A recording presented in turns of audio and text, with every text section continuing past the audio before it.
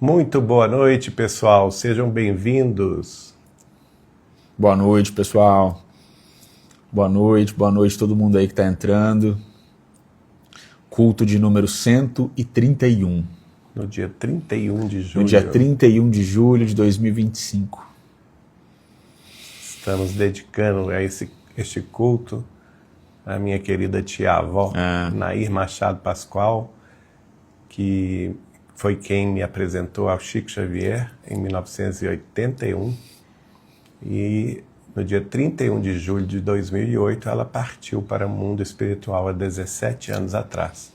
Grande amiga de Chico. Grande amiga e mesmo que vó pelo coração. Nossa querida tia Nair. Exatamente. Eu vi, parece o Galo falando que o som tá ótimo, passou aí. Então a gente vai já agradecer, confiando aí que vocês estão ouvindo bem a gente. Então é um culto de ação de graças. Culto de ação de graças, pessoal. Louvado seja nosso Senhor Amém. Jesus Cristo. Para sempre seja louvado. Vamos lá, pessoal.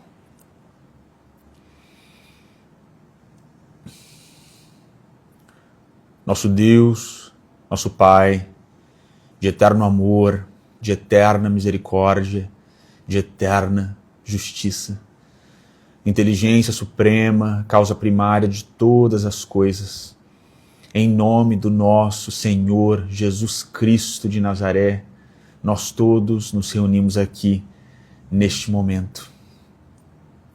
Senhor, Mestre adorado, que tem semeado em nossos corações, através do teu santo e maravilhoso Evangelho, as estrelas abençoadas de um júbilo infinito, indizível aqui na terra. Divino oleiro, em cujo amor, em cuja inspiração, em cujo calor, as nossas individualidades novas têm sido plasmadas para um futuro mais feliz. Nós queremos te agradecer por tudo e pelo tanto que nós temos recebido. Nós queremos te agradecer, Mestre, por este culto do Evangelho, que é para as nossas almas tão necessitadas de novas e incessantes lições, um verdadeiro educandário. Nós queremos te agradecer, Senhor, pelas nossas famílias, pelas famílias em que nós estamos inseridos e principalmente pelo conhecimento do Espiritismo cristão que nos elucida que esta família não é por acaso, que nós não nascemos nessa família por acaso, que os nossos familiares não vieram por acaso. Nós queremos te agradecer, Mestre, por todos os nossos amigos queridos, em cuja companhia nós somos privados da solidão neste mundo. Nós queremos te agradecer, Senhor, pela saúde de que nós dispomos. Queremos te agradecer, Mestre, por todas as possibilidades materiais que foram confiadas a nós nesta encarnação, em termos amplos, para que nós sejamos capazes de construir o teu reino de paz, felicidade e misericórdia em nós e por nós. Nós queremos te agradecer, Senhor, mais uma vez por todos os teus santos e missionários que foram enviados à Terra para que todos nós pudéssemos conscientizar um pouco mais as leis divinas. E aqui nós fazemos menção ao nosso amado Chico Xavier, por cujas mãos nós recebemos tantas maravilhas. Nós queremos te agradecer por tudo, Mestre, e te dizer que os nossos corações estão transbordando gratidão nesta noite, e na lembrança do convertido de Damasco, do maravilhoso, agraciado Paulo de Tarso, nós em tudo damos graças. E na lembrança do profeta Isacuque, nós dizemos que nós nos alegraremos no Senhor e nós exultamos no Deus da nossa vida. Nós te amamos muito, Mestre, te agradecemos por tudo e pedimos para que o Senhor esteja aqui conosco mais uma vez no nosso culto do Evangelho e por toda eternidade. Que assim seja. Que assim seja. Amém para todos nós. Amém. Então hoje é o culto do Evangelho no lar de número 131, neste dia 31 de julho de 2025. Peraí, que eu vou ter que dar uma viradinha. E estamos iniciando um novo capítulo do Evangelho segundo o Espiritismo, que é o capítulo 20, cujo título é Os Trabalhadores da Última Hora. E é interessante porque esse é um dos poucos capítulos do Evangelho segundo o Espiritismo que Allan Kardec não comenta.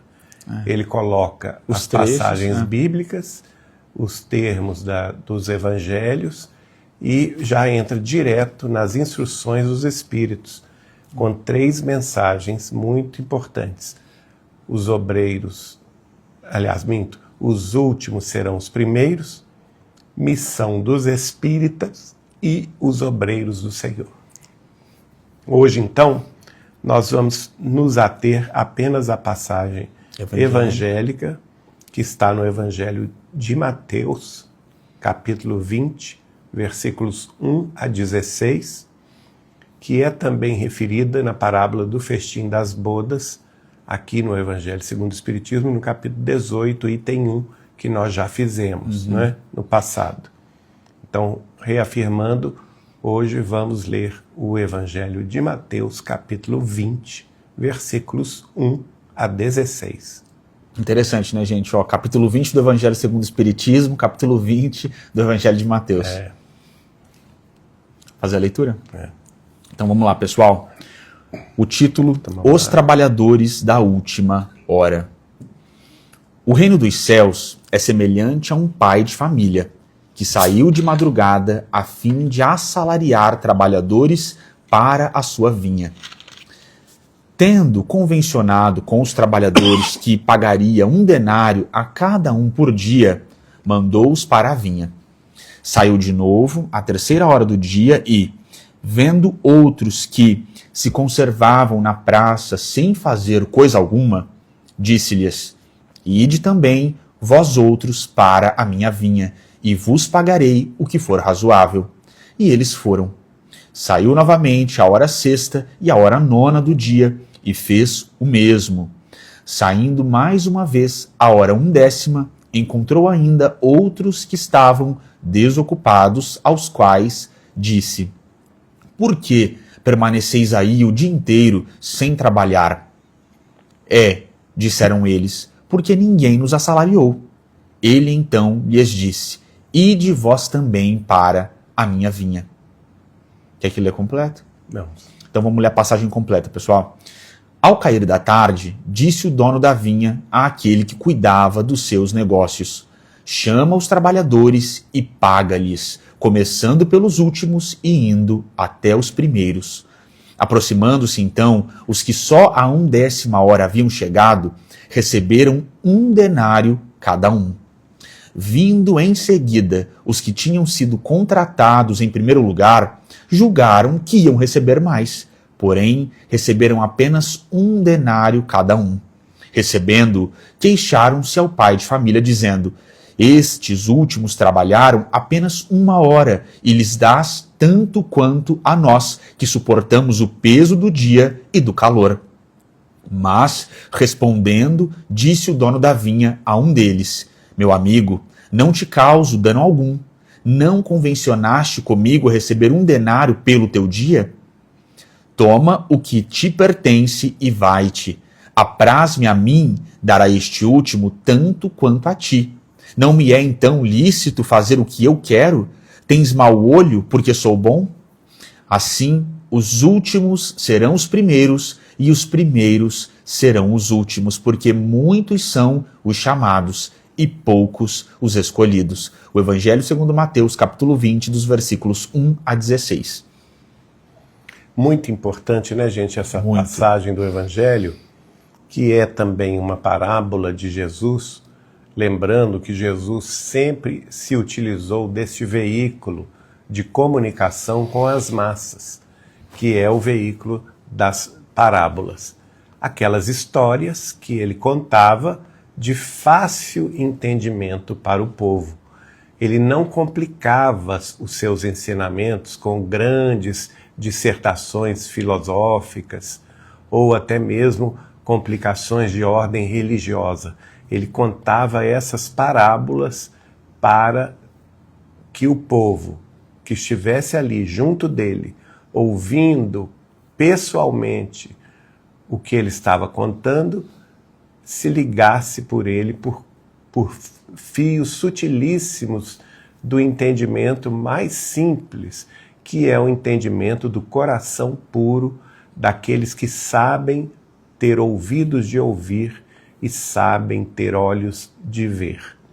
E é por isso que bastas vezes Jesus mesmo disse que dava graças ao Pai por não revelar estas coisas aos doutos e aos prudentes, ou seja, aqueles mais cultos da face da terra ou pretensamente doutores da lei ou das ciências terrestres, porque ele revelava diretamente essas coisas ao coração mais simples, mais humilde das massas. Então ele conta essa parábola, e nessa parábola está claramente prevista aqui a existência de um rei que é dono de uma vinha. A vinha é o quê? A vinha é onde se planta a videira, não é? Ou a parreira, que é a planta que vai dar origem às uvas. E depois as uvas vão ser colhidas, vão ser pisoteadas e transformadas no vinho. Então é muito importante isso, porque já de cara a gente pode interpretar isso claramente, que o dono da vinha, que no caso aqui da parábola dos trabalhadores da última hora, é Deus. O dono da vinha é Deus. É aquele que é o proprietário de tudo na terra, não é? E ele oferece naturalmente a oportunidade de trabalho a todos aqueles que o procuram. E há aqueles que vão ser chamados na primeira hora, não é? Ele começa a parábola dizendo: o reino dos céus é semelhante a um pai de família que saiu de madrugada a fim de assalariar trabalhadores para a sua vinha. Então Deus é esse pai, esse grande pai de família, né? Por isso que Jesus, ao nos ensinar a orar, ele vai começar a sua prece dizendo: Pai nosso que estás nos céus. Então é o grande pai de família, que é Deus. E ele vai sair de madrugada, por quê? Porque nós temos claramente na Terra dois períodos muito distintos de 12 horas. O primeiro período de 12 horas é o período do dia, que é o período do levantar do sol e que vai até o pôr do sol ao final da tarde. Então o período do dia, que pode ser, dependendo da região onde se está, pode ser 6 horas da manhã, pode ser 5:30 da manhã ou 5 horas da manhã. Então por isso que ele fala que o dono da vinha sai na madrugada para assalariar os seus trabalhadores. Então logo de manhãzinha, quando o sol começa a nascer, ele já busca os trabalhadores da primeira hora. E ele encontra esses trabalhadores, que são aqueles que vieram em primeiro lugar, e combina com eles um trabalho distinto e muito específico, que é o quê? Trabalhar a vinha do Senhor, trabalhar o campo onde já está semeada a vinha ou a parreira, não é? A videira. E então o trabalho da primeira hora é o quê? É cuidar para que a videira cresça sem ervas daninhas, é cuidar para que ela seja protegida dos vendavais, dos temporais, do sol causticante, é cuidar para que ela tenha água e sobreviva, é cuidar para que ela tenha acesso aos sais minerais da terra, é cuidar para protegê-la das pragas, veja bem, para que essa videira cresça forte, essa parreira dê as folhas necessárias que depois vão dar frutos. Qual que é o fruto da videira ou da parreira? É a uva. E nós já compreendemos pelos símbolos do próprio Velho Testamento e do próprio Novo Testamento, até o Apocalipse de João Evangelista, que a uva pura é o produto original do se pisar a uva, que é aquele líquido puro que sai do lagar, é simbolizado como a mensagem puríssima de nosso Senhor Jesus Cristo, que é o Evangelho do Senhor, a boa nova do Senhor. Então, vejam bem, qual que é o objetivo do trabalho? Cuidar da vinha para que, em determinado momento, ela produza o líquido da uva, que é o Evangelho do Senhor. Então, é um trabalho muito importante. Só que aí, o que acontece? É combinado um salário de 1 denário. Foi que ele falou? Foi 1 denário. 1 denário. Então, o trabalhador começou a trabalhar nas primeiras horas do dia e vai receber, ao final das 12 horas de trabalho, que é justamente no pôr do sol, 1 denário pelo trabalho daquele dia. E isso foi pacífico, não houve disputa, eles aceitaram esse convite e foram trabalhar na vinha. Você quer falar alguma coisa? A gente tem essa parábola, pessoal, dos trabalhadores da última hora, que eu acho que é uma parábola que se aplica muito para nós pensarmos os contextos internos dentro do trabalho no cristianismo. O Geraldinho está fazendo um estudo muito interessante lá na casa de Chico sobre os vinhateiros maus, que é uma outra parábola que tem um significado um pouco diferente, um pouco mais macro. Eu leio essa parábola aqui num sentido um pouco mais interno. E quando a gente olha dentro da história do cristianismo, até a gente chegar a dentro dos nossos centros espíritas, dentro das nossas igrejas, a gente vai perceber uma atitude mental muito específica por parte daqueles que começaram a trabalhar antes, que se entendem como esses que começaram mais cedo, que começaram no nascer do sol. E essa parábola aqui, ela é muito bonita porque a gente está vendo o Cristo nos elucidando sobre o que vai acontecer dentro das nossas igrejas, dentro dos nossos centros espíritas. Porque qual é a atitude mental dos nossos templos? Qual é a atitude mental daqueles que muitas vezes, e eu imagino que vocês já devem ter ouvido isso, batem no peito para falar: eu tenho 60 anos de espiritismo. Não que isso seja ruim, gente, mas qual que é a atitude mental da pessoa que bate no peito para falar isso, no sentido de um argumento de autoridade para tratar outras pessoas nesse sentido? Eu tenho tantos anos de igreja, meu pai já estava aqui nessa igreja quando ela foi fundada, eu nasci aqui. Então, Jesus está mostrando para a gente, e Jesus sabia exatamente que isso é soberba, e como esse pai, como Deus vai lidar com tudo isso, e Jesus já estava nos avisando, porque o Cristo tem a proposta assim de fundarmos todos nós muitos esforços, muitos empreendimentos em torno do cristianismo. Ele está nos ensinando e nos mostrando já de forma adiantada o que aconteceria. Então, eu acho que é interessante a gente perceber dessa forma. A gente está no início aqui, comentando o início da parábola. Então, quem são esses que muitas vezes batem no peito para falar: eu estou aqui na igreja, no centro espírita, ou no contexto das missas, eu estou aqui há muito tempo? Quem são essas pessoas? Qual a atitude mental dessas pessoas? A gente vai ver na parábola. Exatamente.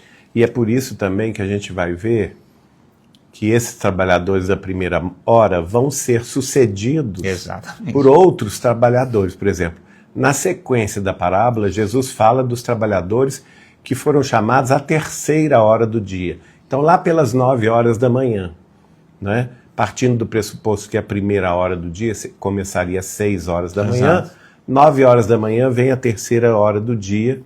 Por quê? Porque eles se conservavam na praça. Na praça. Né? O senhor da vinha saiu de novo à terceira hora do dia, ou seja, 9 horas da manhã, e viu que outros se conservavam ali à toa, na praça. Isso é muito significativo. Sem fazer coisa alguma. E como então, são lidas essas pessoas que chegam depois e estavam na praça? Que aparentemente são pessoas desocupadas. Né? 9 horas da manhã, o sol já está começando a ficar mais quente, o dia já está transcorrendo-se, E elas não estavam fazendo coisa nenhuma, elas estavam na praça. Na praça. Na praça pública. Então é uma atitude mental um pouco de despreocupação. Como o ócio, a preguiça, a ausência de trabalho na vida dessa pessoa. Ou até mesmo bate-papo ali, sem propósito. Sem propósito, jogando conversa fora. Exatamente, jogando conversa fora, sem um propósito elevado, né? Então isso é muito importante para entender a parábola, pessoal, porque a gente vai ver o juízo de valor que Jesus coloca sobre essas pessoas. Mas, o que acontece? O Senhor vira para elas e fala assim, disse-lhes, ide também vós outros para a minha vinha, e vos pagarei o que for razoável. Então, veja bem, aqui ele não combina com eles qual o valor que ele vai pagar. Os da primeira hora ele combinou, eu vou pagar a vocês um denário. Mas os da terceira hora ele não combinou o salário, ele simplesmente os convidou, teve até, vamos dizer assim, uma pena, uma dó deles que estão ali à toa, sem fazer nada. Vou chamar esse pessoal para o trabalho, para a minha vida. Exato. E aí a gente já vou dar uma chance para eles. E aí a gente já tem que começar a perquirir, a pensar qual é a atitude mental de quem vai para o trabalho sabendo que vai receber uma recompensa bem específica e daquele que vai para o trabalho, vai trabalhar na promessa do que é razoável. E não pergunta quanto é o meu salário. Para a gente pensar esses espíritos. Exatamente. Então, gente, olha que interessante. Esses, embora despreocupados, de certa forma ociosos, eles foram humildes. Exatamente. Porque não exigiram nada do Senhor a não ser aceitar o oferecimento do seu trabalho. E percebam, aceitar que Deus sabe o que é certo, Deus sabe o que é razoável, Deus sabe o que é proporcional, o Pai sabe. E eles foram, quer dizer que eles foram, aquele pessoal que estava na praça à toa foi trabalhar na vinha, sem combinar salário, apenas confiando na promessa do Senhor que eles seriam pagos de uma forma razoável. Exato. E só aí já se coloca uma dificuldade. A maioria de nós não iria. Vamos ser sinceros, né? A maioria da humanidade terrestre antes ia pensar nos direitos, antes de preocupar-se com deveres, ia preocupar-se com direitos, queria saber quanto vai receber e tal e coisa. Mas eles não. Eles foram de boa mente, de bom coração. Eles foram trabalhar. E não trabalharam pouco, porque até a 11ª hora, nós vamos aí ter 6, 7, 8, 9 horas. Não, 8 horas. 8 horas, quer dizer, de 9 da manhã às 5 da tarde, são 8 horas de trabalho. Então, uma jornada que é a jornada atual. Que é muita coisa. É a jornada atual, de 9 a 5. E aí, o que acontece? Jesus continua contando. O Senhor saiu novamente à hora sexta, que é um meio-dia, né? E a hora 9ª do dia, e fez o mesmo, que é 3 horas da tarde. Então o Senhor convocou os primeiros trabalhadores às 6 horas da manhã, os segundos que estavam na praça sem nada fazer, à toa, às 9 horas da manhã, o terceiro ao meio-dia, quer dizer, metade do dia já tinha se transcorrido. Mesmo assim, ele vai chamar mais trabalhadores para a sua vinha. Por quê, gente? A vinha do Senhor, ela cabe todo mundo. Ela dá emprego para todo mundo. Basta a pessoa ter boa vontade de servir, que Deus dá a ela ocasião de exercer o serviço em seu nome. E o próprio Cristo disse, a seara é grande, faltam trabalhadores. Faltam trabalhadores. Não precisa ter ciúme, inveja nesse contexto, porque faltam trabalhadores. E ainda saiu às 3 horas da tarde, ou seja, quando o dia já estava no seu ocaso, porque a partir das 3 horas da tarde, o sol começa naturalmente a se pôr, até que ele se extingue lá pelas 6 horas da tarde, não é? Que é a hora do ângelus, a hora do pôr do sol. Muito bem. E aconteceu que ele encontrou trabalhadores sem ocupação, chamou-os para sua vinha e eles foram. Mas ele não ficou satisfeito. Ele saiu à última hora. A última hora qual é? 5 horas da tarde. Veja bem, a jornada de serviço começou às 6 da manhã. E haviam trabalhadores que se apresentaram desde a primeira hora. Os segundos trabalhadores estavam lá desde a terceira hora, que é às 9 da manhã. Os terceiros trabalhadores desde o meio-dia, a partir da metade do dia. Os quartos trabalhadores a partir das 3 horas da tarde, já no ocaso do dia. E os últimos trabalhadores só foram chamados a 1/10 hora, ou seja, às 5 horas da tarde. O dia já estava se encerrando. Não é? Isso é que é bonito. E mesmo assim, o Senhor da vida, com a sua misericórdia, esse que é dono de tudo, com a sua grande misericórdia, foi chamar aqueles que não tinham sido chamados até então e que estavam disponíveis para trabalhar na sua vinha às 5 horas da tarde, que é a 1/10 hora.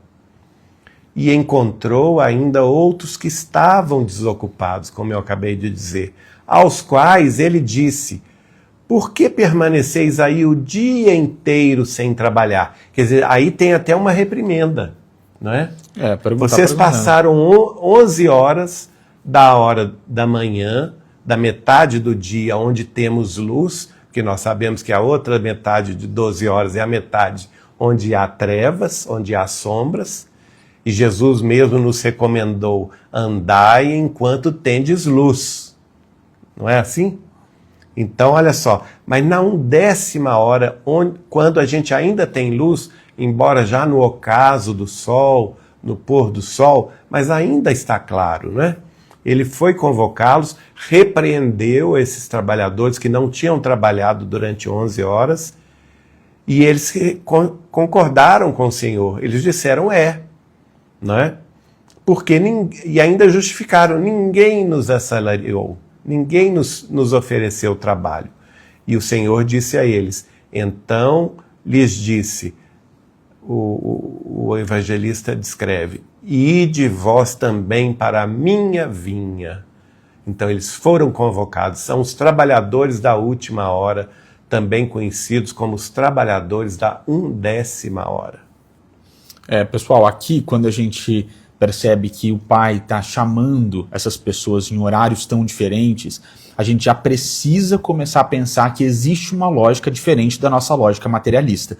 Então, a partir desse momento na parábola, nós que somos espíritas, já precisamos trazer a chave da reencarnação e principalmente o postulado do Cristo de que nós jamais devemos julgar a quem quer que seja, não cabe a nós, porque essa parábola, gente, ela diz muito sobre nós confiarmos no julgamento de Deus. Deus sabe o que é melhor. Se para nós faria mais sentido que todos tivessem sido contratados lá no início e não parceladamente ao longo do dia, ou se para nós, esses que estavam na praça, que talvez paire sobre eles algum julgamento de vadios e de despreocupados, desocupados, nós não temos o direito de julgá-los e nós devemos confiar no julgamento de Deus. Então, a partir desse momento na parábola, quando a gente vai desenvolver a ideia de pagamento, de retribuição, a gente precisa esquecer, nós precisamos nos esquecer da lógica materialista com a qual nós muitas vezes organizamos a nossa vida. E entender que a partir de então, para compreender a retribuição, para compreender a paga,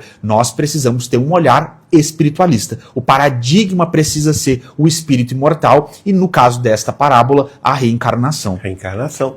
Por quê, gente? Porque lá no final nós vamos ver que os últimos podem ser os primeiros. A grande frase. A grande sobre frase. Exato. Isso que o João Pedro nos trouxe tão claramente sobre o postulado espírita cristão, que é o postulado, um dos princípios básicos do espiritismo, que é a reencarnação, é uma chave. Uma chave. Com essa chave a gente abre a porta estreita. Exato. Muda o ponto de vista. Muda o ponto Muda de a vista. lente.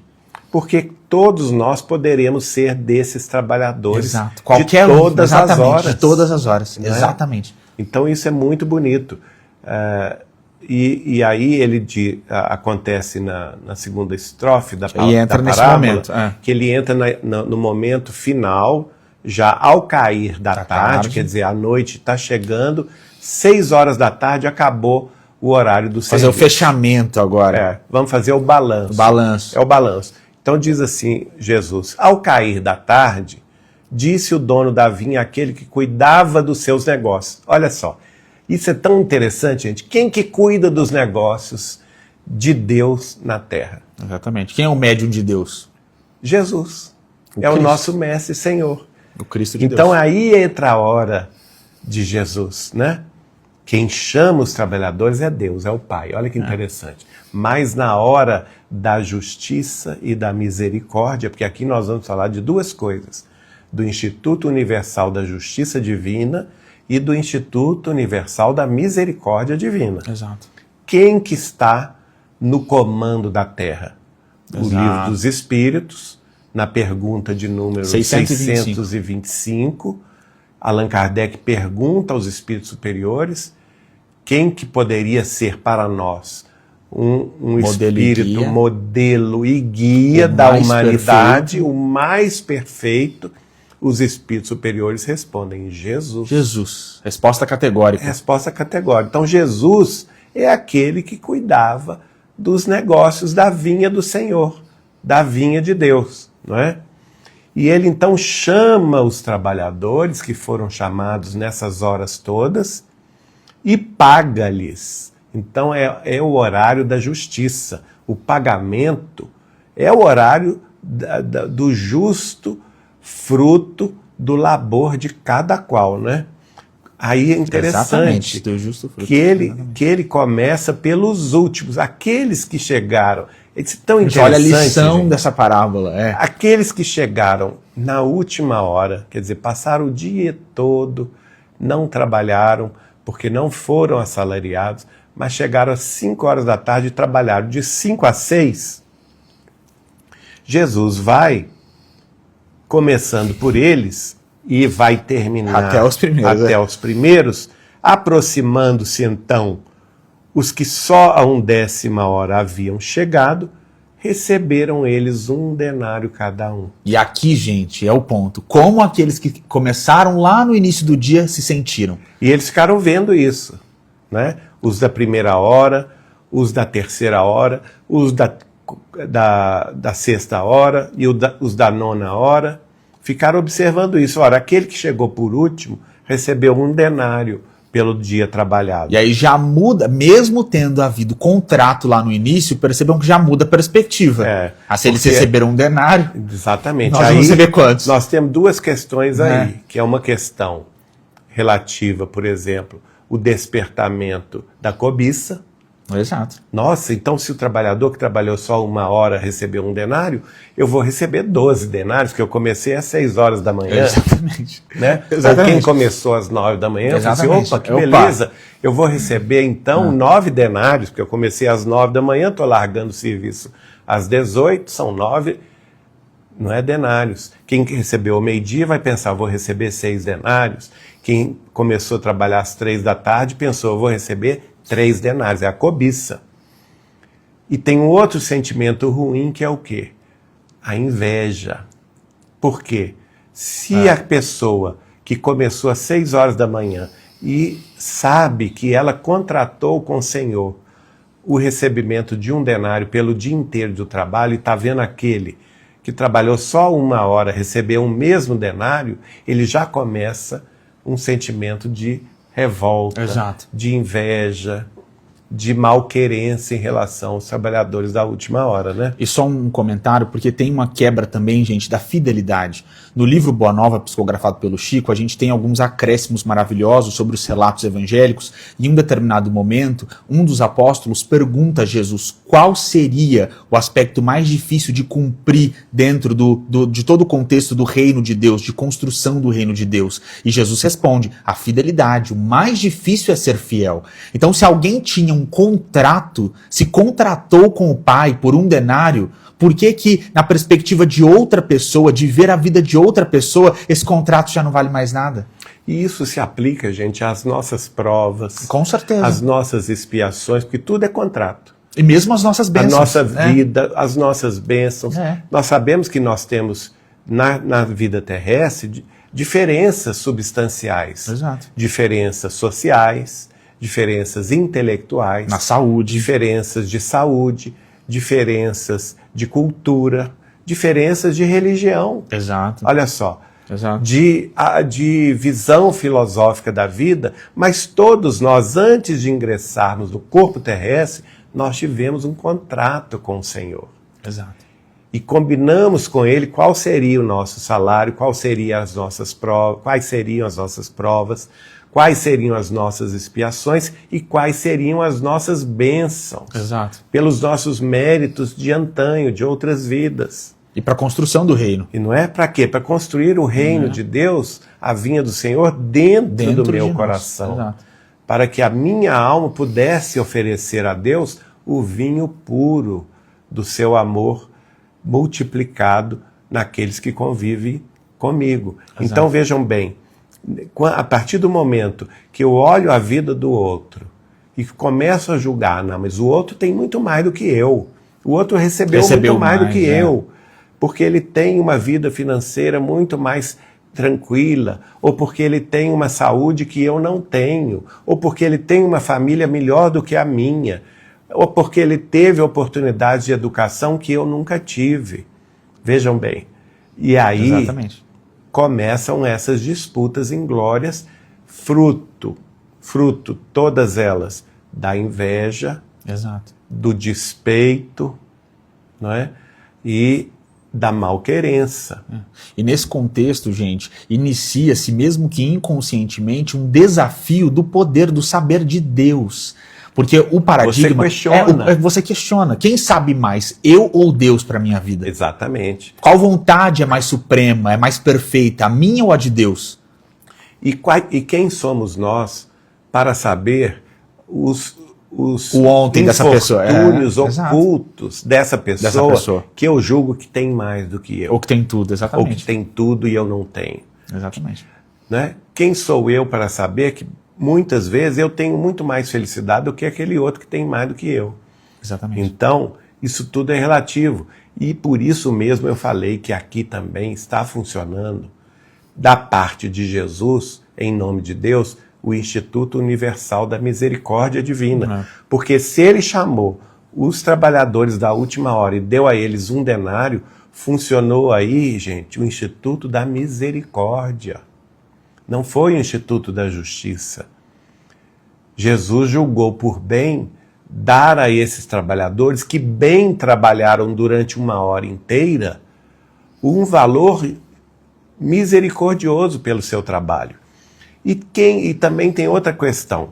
Às vezes a pessoa pega o serviço 6 horas da manhã, mas fica o dia inteiro enrolando no trabalho. Exatamente. Então vamos atualizar essa parábola. Que a gente não tem essa informação, exatamente. A gente não tem, porque a parábola não fala nisso. Exatamente. Mas a gente pode raciocinar a Agora, a parábola fala que o pai seria razoável. Exatamente. Seria proporcional. O pai é justo. Exato, o pai é justo. É justo.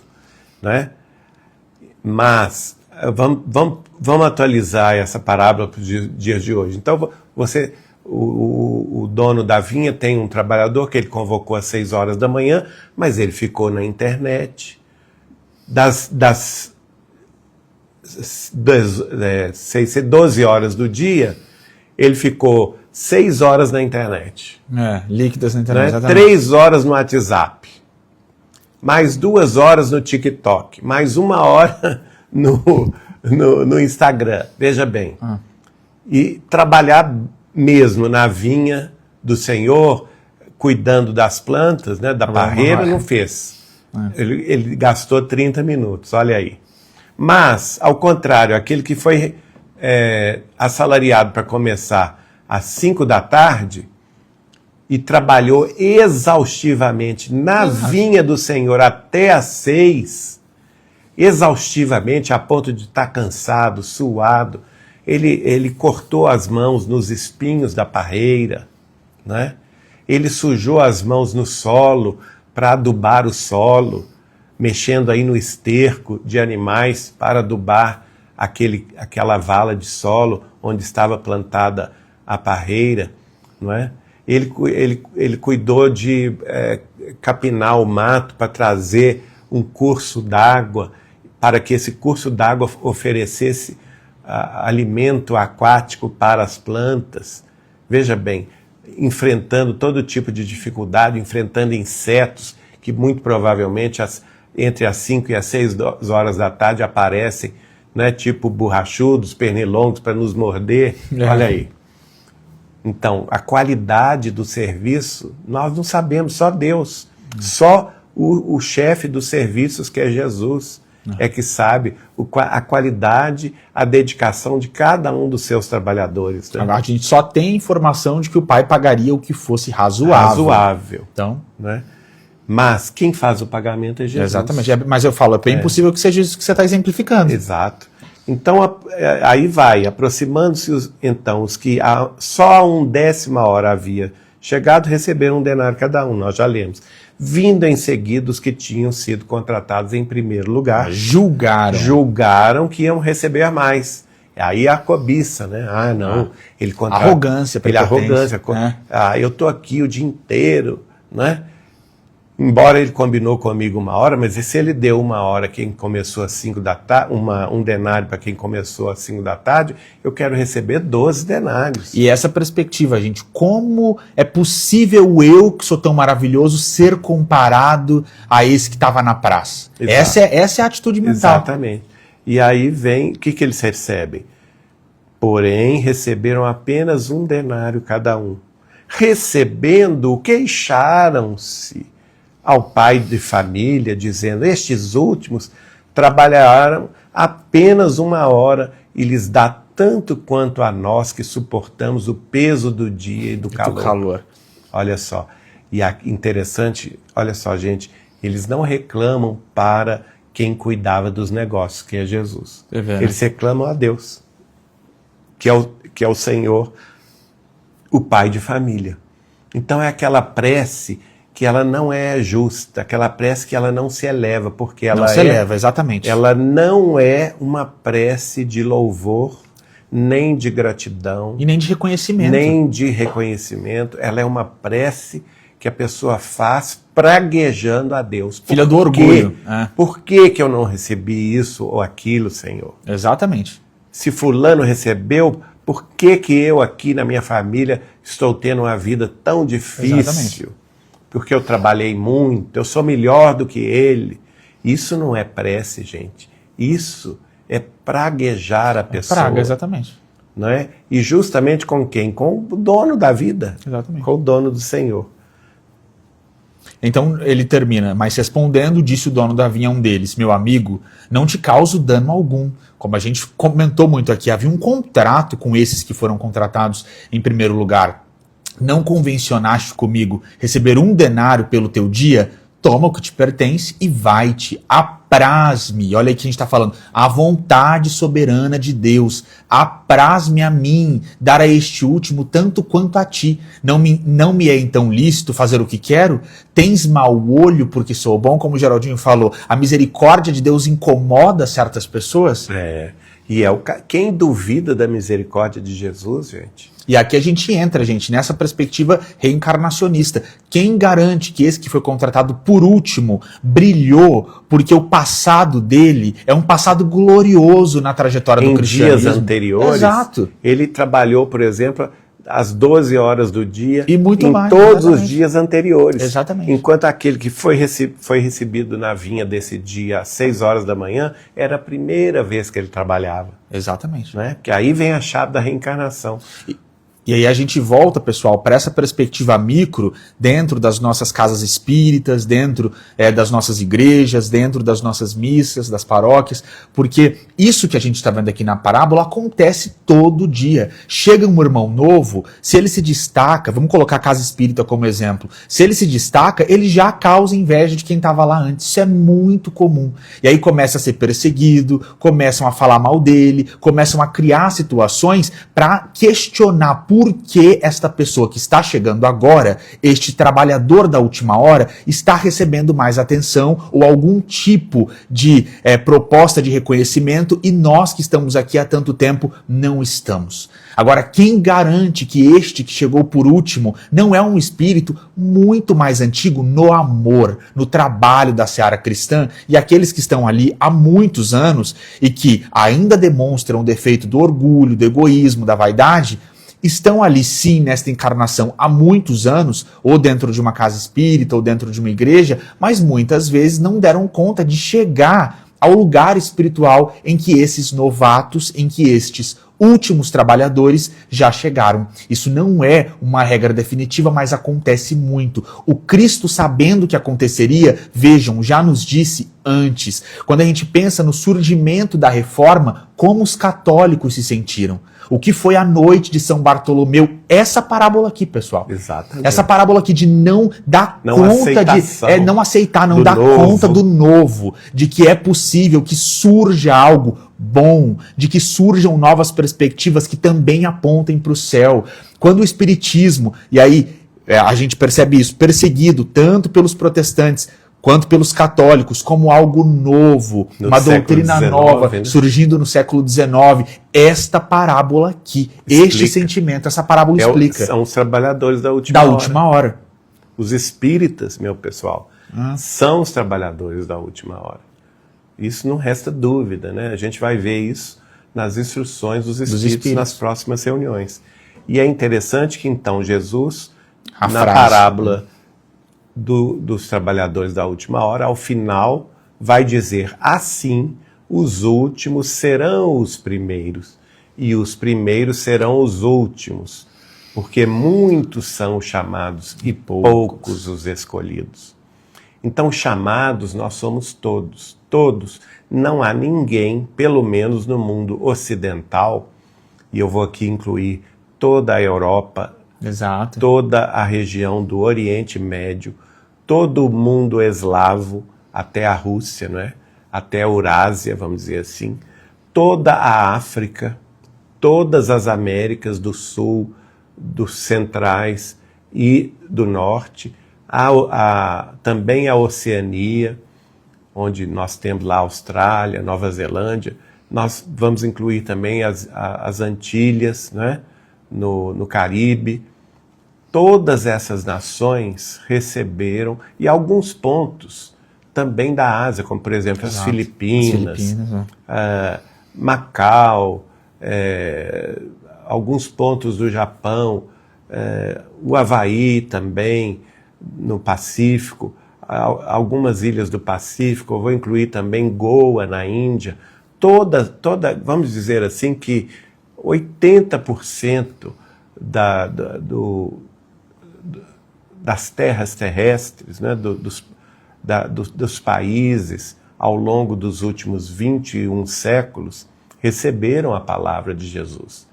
Receberam trabalhadores de Jesus, que porfiaram, que trabalharam na vinha, a sol, a chuva, levando pedradas, sofrendo perseguições, suando, chorando e colocando até o sangue, dando o sangue da própria vida em função da preservação da vinha do Senhor e da palavra de Jesus, que é o vinho puro, né?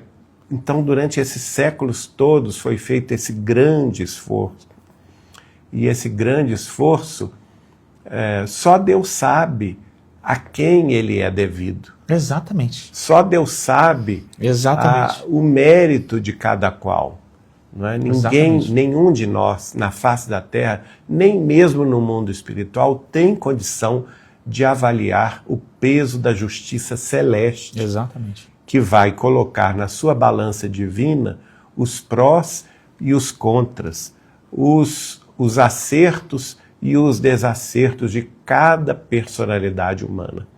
Então, é por isso que, nesse capítulo, Jesus também vai contar que apraz-me a mim dar a este último tanto quanto a ti. Quer dizer, ele é que sabe. E ainda pergunta, na pergunta ele vai afirmar: me é lícito fazer o que eu quero. E Jesus sabe disso, né? Ele é o governador da terra. Exato. Segundo os espíritos superiores, nós vamos ver essa informação na obra de Kardec. Na obra de Chico Xavier, ela é confirmada por Emmanuel em 2 de seus livros, no livro Emmanuel e no livro A Caminho da Luz. E na obra de André Luiz, ela é confirmada em vários também dos seus livros, mas principalmente no livro Evolução em Dois Mundos. Jesus é o governador da Terra, é aquele que plasmou a Terra há 4 bilhões e 500 milhões de anos atrás, em nome de Deus. Exato. Então ele sabe certamente que é lícito a ele fazer o que ele bem entender, e quem não entende isso, ele próprio diz na parábola, é porque tem olho mau. Tem olho mau. Tem mau olho.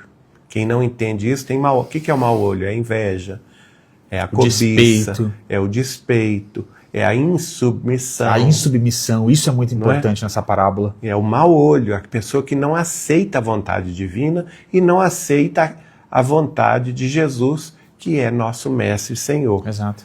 E ele afirma que ele é bom. Quer dizer, o jugo dele é suave e leve, ele é bom. Exato. Ele é misericordioso, sem deixar de ser justo. Exato. Porque ele fala com todos os trabalhadores que ele vai dar o que é sensato. Então, muito importante isso, né? Fala sobre isso aqui, ó. Muitos são chamados e poucos escolhidos. É interessante, pessoal, a gente perceber que essa frase, ela aparece em mais de uma parábola. Muitos são chamados e poucos escolhidos. Quando a gente fala daquele banquete nupcial, a gente também tem essa frase. E a gente sempre precisa, com todo respeito às outras escolas religiosas que interpretam essa frase de uma forma que nós, espíritas cristãos, consideramos um pouco desarrazoada, desproporcional, quando a gente ouve essa frase que muitos são os chamados, poucos escolhidos, nós precisamos voltar para essa interpretação sempre de que poucos são aqueles que cumprem os requisitos para a escolha dessa entrada no reino de Deus, dessa entrada de purificação espiritual, dessa entrada num reino mais feliz do que a terra. Poucos são os escolhidos, porque poucos se preparam. Agora, percebam, muitos são chamados ao trabalho, mas quem tem a atitude mental que seja mais consonante com aquilo que o Pai espera? Poucos. E aí, só para a gente esclarecer isso, gente, algumas escolas religiosas vão dizer que alguns são literalmente privilegiados de Deus, que são esses escolhidos, como se houvesse pessoas que foram selecionadas por Deus para serem mais amadas ou para serem aqueles que vão dar conta de um apostolado missionário mais significativo. Isso não é verdade, gente. Todos nós, enquanto filhos de Deus, somos iguais. Essa é a nossa igualdade. Nós somos todos filhos de Deus e somos irmãos nesse aspecto, iguais perante a Deus. O que vai nos diferenciar, segundo a lei das reencarnações, é justamente a maior ou menor experiência. Exato. No carreiro das vidas sucessivas. Exato, mas todo mundo vai chegar lá, todo mundo. Então essa ideia de que Deus amaria mais a uns do que outros, ou que Deus escolheria, numa perspectiva personalista, algumas pessoas, nós espíritas discordamos dessa leitura que é comum em algumas outras escolas do pensamento religioso. E essa frase, os últimos serão os primeiros e os primeiros serão os últimos, é reencarnação pura. Com essa frase Jesus está nos dizendo, não julguem porque a capa material diz muito pouco sobre o espírito que está ali atrás. Exato. Quantas pessoas não foram capazes de compreender Chico Xavier por causa da capa? Porque achavam que o Chico, no aspecto material, não continha aquilo que um grande intelectual teria, ou que um grande missionário queria. E com todo respeito, essas pessoas se equivocaram desastrosamente, porque uma grande luz esteve entre nós, na personalidade de Chico Xavier, e algumas pessoas, por esse tipo de atitude mental, de julgar pela matéria, perderam a oportunidade, pelas aparências, perderam a oportunidade de conviver, de desfrutar de tamanha luz. Então essa parábola, gente, ela é muito importante para nós pensarmos a nossa conduta dentro das nossas casas espíritas, a nossa conduta na sociedade e para nós pensarmos a história das religiões, a dificuldade que as religiões têm quando aparece uma perspectiva nova. E sempre, como a gente fala aqui, Jesus, há mais de 2000 anos, já estava nos elucidando, nos ensinando relativamente sobre tudo aquilo que viria. Exatamente. Então, com isso, nós vamos encerrar este culto de número 131. Já chegamos ao final do item número 1, que é justamente este trecho do Evangelho de Mateus, capítulo 20, versículos 1 a 16. E gente, só para comentar aqui, vejam como a vida de Chico ela é significativa nessa parábola, porque Chico Xavier começou muito jovem nesta encarnação. E o Geraldinho aqui é uma testemunha viva de como ele incentivava todos os novos trabalhadores. Como ele me incentivou, né? Como te incentivou. Quando eu conheci, Chico tinha 70, não tinha feito, já tinha feito.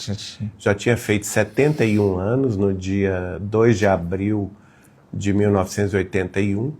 E eu tinha 19 anos.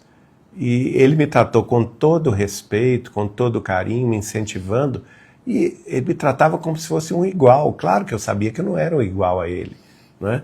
Mas essa perspectiva que o João Pedro está falando, que ele soube estimular em diversas pessoas de diversas idades esse compromisso com Cristo. Exato. Que, graças a Deus, eu tive essa oportunidade de conhecê-lo e conviver com ele, mas hoje eu vejo, gente, que na minha cabeça de 20 e poucos anos, 19 anos, quando eu o conheci, certamente eu não tinha ainda a perspectiva de quem era aquele homem, né? Hoje, passados aí quantos anos, né? 44 anos, a gente olha até com um certo assombro, como passou pelo mundo um homem como esse, né? Exato. E a gente não tinha a visão correta de quem era Chico Xavier no sentido da sua própria sublimidade, da sua própria evolução espiritual. E eu mesmo, quando fiz uma de suas biografias, que foi publicada pela União Espírita Mineira em 1992, que é o livro que se chama Chico Xavier, Mandato de Amor, colhi psicografias dele, que ele havia recebido na própria União Espírita Mineira, na década de 30, prestem atenção, em 1938, e essas psicografias falam claramente ali que ele seria o apóstolo João Evangelista, né? Um poema de Cassimiro Cunha e uma mensagem de Emmanuel, ambas recebidas por ele no dia 31 de março de 38, na sede da União Espírita Mineira, na ocasião em que se comemorava a desencarnação de Allan Kardec, né, que foi levado ao mundo espiritual nessa mesma data, no ano de 1869, e, portanto, os espíritas da capital mineira estavam lá comemorando esta data. Chico Xavier, com a maior humildade, recebe essas comunicações com simplicidade, e numa época em que ninguém pensava que ele poderia ser ele mesmo a reencarnação de Kardec, mas já dizendo, os espíritos dizendo ali que Kardec era o discípulo amado de Jesus. Cassimiro Cunha escreve isso claramente no poema intitulado Aos Espíritas. E Emmanuel também, na sua mensagem, vai dizer que Allan Kardec era a personalidade do discípulo amado do Cristo. Ora, todos nós sabemos quem é o Espírito amado, o discípulo amado do Cristo, que era justamente o apóstolo João Evangelista. E mais tarde, de 38 até 72, quando Chico admite pela primeira vez para Fernando Worme, do Rio Grande do Sul, de Guaíba, um jornalista espírita emérito de Guaíba, e para Martins Peralva e Dona Neném Aluoto, ambos diretores da União Espírita Mineira em Belo Horizonte, que ele era Allan Kardec reencarnado, mas pede a eles não divulgar o assunto ainda, porque era muito cedo, que o assunto, segundo Emmanuel, viria mais tarde. Nós vamos ver que realmente, 20 anos depois, né, final de 1991, início de 92, é que ele bate o martelo e divulga para todos nós, a partir do livro do nosso querido Adelino da Silveira, Kardec Prossegue, que de fato ele era a reencarnação de Kardec. E o Adelino ainda contou, não é, João Contou, Pedro? gente, assistam, pessoal. No último dia 21 de julho, quer dizer, há pouco mais de uma semana, Pouco mais, lá no Foi na Paranormal... terça-feira passada. É, na terça-feira passada, lá no Paranormal Experience, do canal do YouTube, do pessoal do Paranormal, né, o nosso querido Ale e também o Guru, ele mostrou lá e deu esse testemunho que o próprio Chico, além de revisar o livro Kardec Prossegue, foi ele quem deu o título Olha do isso, livro. gente, Olha deu o só. título. É Chico Xavier quem deu o título do livro de Adelino da Silveira, Kardec Prossegue. E ainda, pegando aqui na capa, aliás, pega lá para nós. Deixa eu mostrar. Ali, ó. Tá ali. Inclusive eu mostro para vocês do lado do Inácio. Do lado do Inácio. Aqui. Os dois aí. Tem dois aqui. Eu mostro para vocês a capa. Eu recebi 2 livros autografados pelo próprio Chico, olha aí. Este, que aqui é de março, mas o primeiro eu recebi... Mas mostra os dois, né? Eu vou mostrar os dois.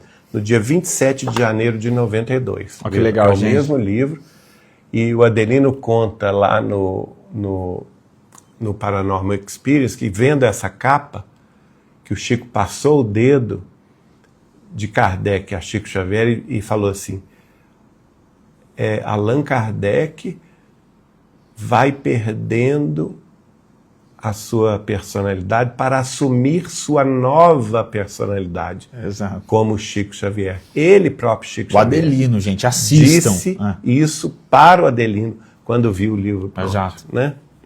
Então aqui Que tem... o Adelino estava querendo o título Kardec veio, o Chico não gostou.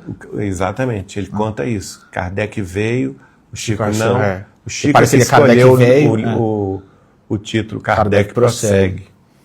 E aqui eu 2 recebi exemplares assinados pelo correio, na minha casa, autografado 92. pelo Chico no dia 27 de janeiro de 92. Está aqui o autógrafo do Chico. E quando eu vou ao Chico para confirmar se ele era de fato Allan Kardec, ele fala que sim, é um caso longo que eu já contei várias vezes, e ele autografa no dia 19 de março de 92, para mim novamente o mesmo livro. Quer dizer, inquestionavelmente ele assumindo que para nós, todos amigos mais próximos dele, como a doutora Marlene Nobre, como o casal Weimar Muniz de Oliveira com Dona Creuza, como o casal Carlos Bacelli e Márcia Queiroz Bacelli de Uberaba, como Dona Sônia Barçante, Dona Silvia Barçante de Araxá, como o próprio Eurípides e Gino dos Reis, que morava com ele, como para meu cunhado Vivaldo da Cunha Borges, que morava com ele. Parece que no primeiro momento deixaram de cara 50 livros, né, pelo que a Adelino fala. E aí o Adelino pergunta, Chico, você assinou? Você autografou? Você autografou? Todos, autografou todos, de cara. E ele passou a divulgar o livro para todo mundo, né? Pediu à nossa querida Dona Neném Aluoto que publicasse a notícia do livro no jornal Espírita Mineiro, que era o jornal oficial da União Espírita Mineira. Pediu à doutora Marlene Nobre que fizesse o mesmo nas folhas do jornal da Folha Espírita de São Paulo, que era coordenada por ela e pelo Dr. Freitas Nobre, seu marido. Pediu ao casal Weimar e Creuza Muniz de Oliveira, ele dirigia a Federação Espírita do Estado de Goiás, que fizesse o mesmo na revista Goiás Espírita, não é? Então vejam bem, e divulgou para os amigos, né, para todo mundo. Eu mesmo recebi 2 exemplares, há famílias que receberam até 3 exemplares autografados pelo Chico, numa clara mudança de postura. Inicialmente, a postura humilde de quem estava começando o serviço e não poderia se revelar. Depois, já com a sua vida já feita, já plena, em 1972, mas ainda revelando ao Peralva que era cedo, porque o Peralva, autorizado pela presidente da União Espírita Mineira, Dona Neném Loto, queria publicar um um artigo defendendo a tese que Chico era Kardec, que já tinha sido publicada essa tese pelo jornalista Fernando Worme, de Guaíba, no Rio Grande do Sul. E, no entanto, o Chico fala, não, ainda não é hora. Emmanuel está falando aqui que este assunto virá mais tarde, porque nós estamos em plena tarefa ainda. E, de fato, a partir de 1992, a tarefa já estava mais de 90% concluída. O livro que vacinou a doutrina. Então, quando o livro surgiu, o Adelino contou lá, esse livro vacinou a doutrina espírita, Adelino.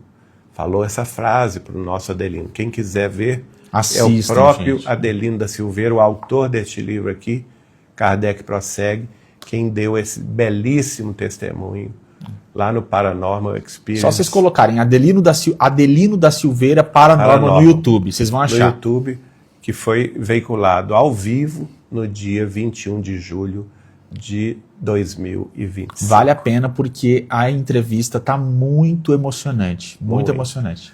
E ele conta outros detalhes. Muitos detalhes, Bom, gente, então chegamos aqui à hora da oração, da prece. Lembrando que todos nós agora devemos pedir a Deus que fluidifique as nossas águas através dos amigos espirituais e que também tenhamos o benefício do passe espiritual de que, porventura, venhamos a necessitar. Quer dizer alguma coisa? Só agradecer mesmo, pessoal. Estou só marcando para a gente fazer na semana que vem. Então, lembrando sempre que todos os episódios estão salvos aqui no Instagram, no YouTube, no Facebook. E fica o nosso compromisso de estarmos aqui para o nosso próximo culto na semana que vem às 8h30, tá bom? Agora, prece com o Geraldinho. Então vamos orar, minha gente. Vamos agradecer nesse dia de ação de graças. Ação de graças, Senhor, nós vos damos pelo pão espiritual que nos dás. Pelos amores, Senhor, que através da família que nos concedeste, tivemos ocasião de vivenciar. Agradecemos na terra querida os avós que nos receberam ainda em vida tenra, na alegria de nos envolver com seu carinho, e nos lembramos também dos nossos tios-avós, e também, por que não dizer, dos nossos bisavós. Nós vos damos graças, Senhor, pelos pais que nos deram a condição de vida nova na terra, oferecendo-nos o novo veículo de manifestação do nosso espírito imortal para o aprendizado novo, para o resgate ou a expiação de nossos desvios pretéritos. Eles foram, sim, Senhor, aqueles que nós temos o dever de honrar todos os dias de nossa existência terrestre, e para eles as flores de nossa gratidão e de nosso carinho. E vamos também nos lembrar de todos aqueles outros que caminharam junto conosco como irmãos e irmãs ligadas, todos pelos laços mais puros do coração.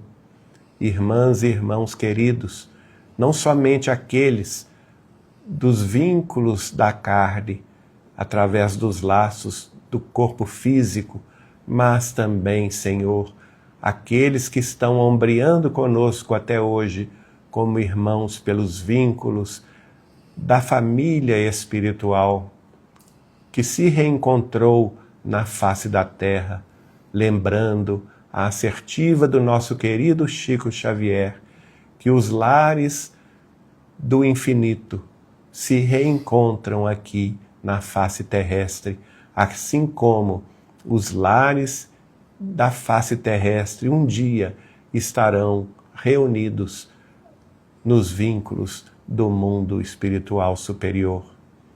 A todos eles, a nossa vibração de alegria e reconforto, de amor e gratidão, incluindo em toda essa família pelos laços do Espírito, os amigos e as amigas que nos ajudam tanto, aqueles a quem nós devemos as flores de nossas mais puras e emocionadas rosas de gratidão, que possam receber essas braçadas de rosas com toda a alegria e com todo o perfume que nos vai na alma genuflexa, para que sintam em seus corações a gratidão que nos engolfa os espíritos imortais.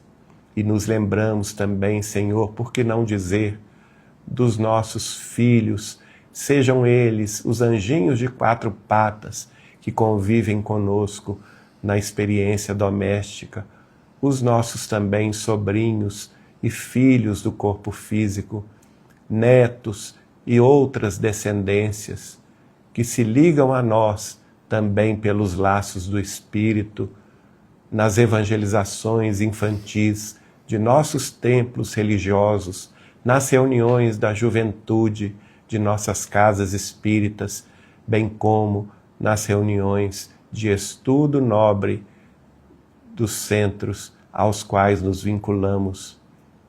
Nós nos lembramos, Senhor, com alegria e renovada sensação de emoção dos espíritos amigos, esses invisíveis amigos que provisoriamente os nossos olhos físicos não registram, para dizer a eles o quanto lhes devemos na presença querida de sustentáculo de nossas forças. A eles, os amigos espirituais que se ocultam no véu da separação transitória de planos diferentes, mas que em realidade estão conosco, sustentando-nos os passos na vinha do Senhor. Esses que dirigem as nossas reuniões mediúnicas, aqueles outros que sustentam as nossas tarefas de fraternidade e amor em nome do Cristo, e aqueles tantos que nos ajudam a estudar e compreender os teus divinos postulados do Espiritismo cristão.